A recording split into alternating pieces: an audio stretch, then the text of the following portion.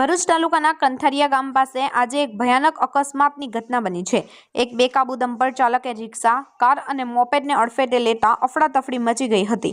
આ ગમખ્વાર અકસ્માતમાં મોપેડ સવારનું યુવાનનું ઘટના સ્થળે જ કમકમાટીભર્યું મોત નીપજ્યું છે, જ્યારે અન્ય 5થી વધુ લોકો ઈજાગ્રસ્ત થયા છે।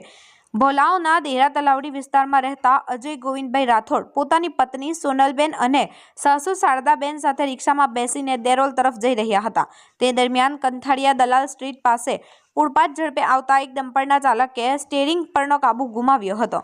ડમ્પરે માર્ગ પર જતી રિક્ષા, મોપેડ અને કારને જોરદાર ટક્કર મારી હતી। મોપેડ ચાલક અરુણ અળવીરસિંહ રાઠોડને ગંભીર ઈજાઓ પહોંચતા તેમનું સ્થળ પર જ મોત નીપજ્યું હતું।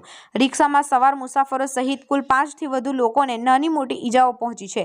ડમ્પરની ટક્કર એટલી જોરદાર હતી કે રિક્ષા રસ્તા પર પલટી ખાઈ ગઈ હતી અને વાહનોનો કચ્ચરઘાટ નીકળી ગયો હતો।